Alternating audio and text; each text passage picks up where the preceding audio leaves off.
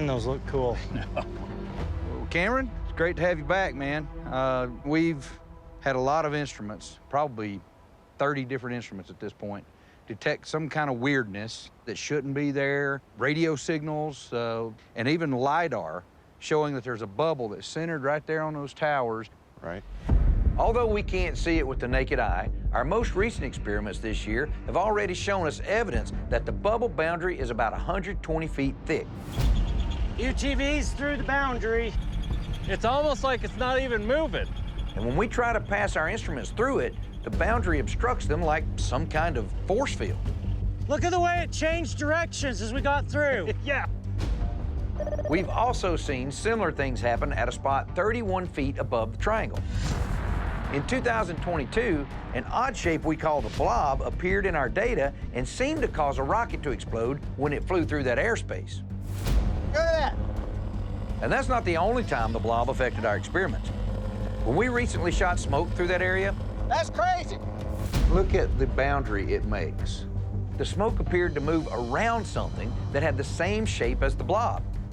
So tonight, we're hoping Cameron can help us make the blob appear again, so we can identify what in the world it could be and also find out if it's connected to the bubble. Cameron, tell us what you brought for us. So I've got 2 Tesla guns this year, about 300,000 volts each, makes about 4 to 5 foot sparks. Okay. The Tesla coil needs a ground connection for optimal operation. If you don't have a good ground, the arcs are kind of drawn back towards you. There's going to be 2 phases to this Tesla coil experiment. For the first phase, we'll raise Cameron to the 31-foot level. There, he'll use one of the Tesla coil guns to blast electricity through the so-called blob region directly towards one of the 30-foot towers that we have at the triangle. The tower will act like a grounding rod that should attract the electricity toward it in a straight path. If the direction deviates in any way, it could be evidence of the blob. And if we're lucky, the electricity might make it appear long enough for us to get better images of it. For the second phase, we'll set up another metal grounding rod at the southern bubble boundary. That way, Caleb can use the second Tesla coil gun to shoot electricity directly at the boundary while Cameron simultaneously fires at the blob. That should help us see if there's any connection between the bubble and the blob. To document tonight's experiment, we'll be using several high-speed cameras staged all around the triangle and the southern bubble boundary. We've also set up several directional antennas at the triangle, which we'll feed into our spectrum analyzers. Caleb and Jim, y'all ready? Yeah. For the first stage of the experiment, we broke up into teams. Thomas and Cameron will be in charge of firing the Tesla coil gun at the 31-foot mark where we first saw the blob. Caleb, Jim, and I will be at the southern bubble boundary to look out for more signals. And Eric and Sam will be monitoring everything from the science station near the triangle.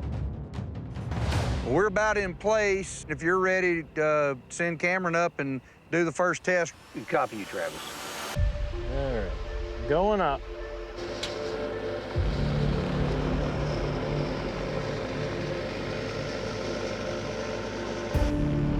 As we are energizing the space above the triangle, we are looking to collect contiguous data from both the bubble boundary and the blob to learn as much as we can about the connection between the two. Powering up. Okay, Travis, guys, be advised, Thomas and Cameron look like they're just about in position. All right, let's go ahead and start firing. All right, he's firing in 3, 2, 1, go. Oh, yeah, I can see it. Heck yeah, I can see it from here.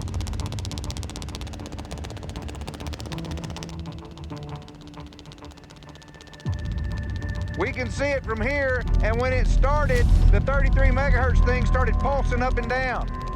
Look at that. Yeah. It definitely made the signal stronger. So we're looking for effects that are not normal. In this case, an electric discharge at the center of the triangle would not be expected to affect a 33 megahertz signal. What could cause that? The blob? I don't have a good explanation for that. Stop. Eric, I can see when he stopped, the peak stabilized, but when he's firing it, they start bouncing like crazy. Yeah, copy that. I saw corresponding activity here at the triangle. The strength of that 33 megahertz signal got stronger right when Cameron was firing his Tesla coil gun at the spot where the blob has been seen. For the next phase of our experiment, we're going to fire 2 Tesla guns simultaneously, both at the blob and bubble boundary. We are ready to do the simultaneous test. Copy you, Travis. Thomas, give us a countdown to fire the Tesla guns. Copy that. We are in position, so whenever you're ready. All right, in 5, 4, 3, 2, 1, fire. Fire, Caleb.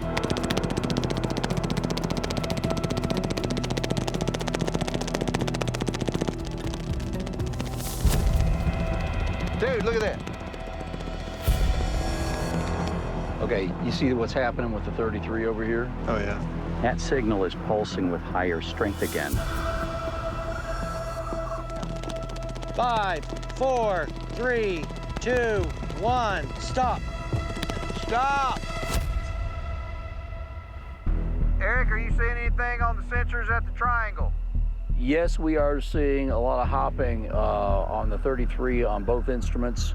Yeah, we're seeing a lot down here as well while the guns are firing. Copy that. Next up, we're going to fire some rockets to try and make the blob appear again. First, we're going to aim exactly for the spot at 31 feet where we first saw the blob. Then, we're going to fire one at the southern bubble boundary to explore a possible connection between the blob and the bubble. And finally, we'll launch rockets in both places at once. Okay, fire away, Thomas. Copy that. 3, 2, 1. There it goes. Whoa, that one just changed direction.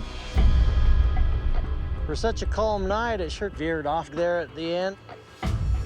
Yeah, and it fell rapidly suddenly once it got outside the bubble. I can see it coming down now. Yeah, guys, from my perspective, looking through the camera assets at the south tower, it looked like it took off towards the east. Do you confirm? Yeah, Eric, that's what I saw. Well, the rocket didn't explode, and no one reported seeing anything show up where the blob appeared before. But it was curious that the rocket veered away from that area. Second attempt in 5, 4, 3, 2, 1. Okay, that was a good launch. Well, that seemed to work. Hey, look at that. Signals kind of come back pretty strong. That 33 megahertz signal spiked stronger than we've seen it all night. So if it's coming from the blob like we suspect, could that mean that shooting a rocket through the bubble boundary somehow triggered a response from the blob? Man, that was some unusual stuff happening. I think we got a lot of data. We still got to go through the high-speed video. So we wrap it up and get back to the command center. I appreciate you bringing your cool toys out here. I mean, they're more than toys, but... Me too. I enjoyed it. Thank you so much. All right. This is from the first test at the tower at the center of the triangle. What do you say I just play it through at regular speed? Yeah.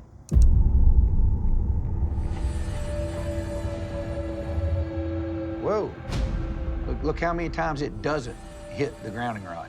Exactly. You know, I understand that there's going to be some variation each time, but, you know, when you're that close to that grounding rod, they should always be hitting the grounding rod. Right. Oh, wait, back at it. That was a good one. Okay. Now, see that one? It went way, like it was avoiding the tower. Like it's turning away from it. Yeah. So what is attracting the arc? I don't know. I'm just, I don't know. I don't know what to think. I mean, that doesn't make any sense. We should probably watch the launches themselves. So let me take us to the first launch at the triangle. All right, there we are. Now, right there, you're at the height of the tower. That's right. So this rocket is headed essentially straight up at this point. Yes. Yeah. So again, straight up. And the same. Immediately it turns. Now, there was no significant wind. And if that was windcock, you'd see that contrail right there shooting off to the south. Yep, you're right. Where's the turn? It's right there. here, where the Tesla coil gun arcs curve upward. And right there. All right, so let me take us to the next launch. So again, straight up, and the same. Immediately it turns. Same place. No way. All right, look at what's going on here. Why? Okay. Zoom in on it, too. All right, dive in here. Okay, Oh, stop. Look at that rocket. It was teetering again. there it is. Oh, yeah. The motor was literally pushed about a foot. Look at that. Exact same spot. This is absolute evidence that something hit the rocket right there. What are the chances that two different rockets veered off in the exact same spot and that they both teetered like something bumped them in midair? That cannot be a coincidence. Clearly, there was something with a physical presence in that spot. Now, we just need to figure out what it actually is.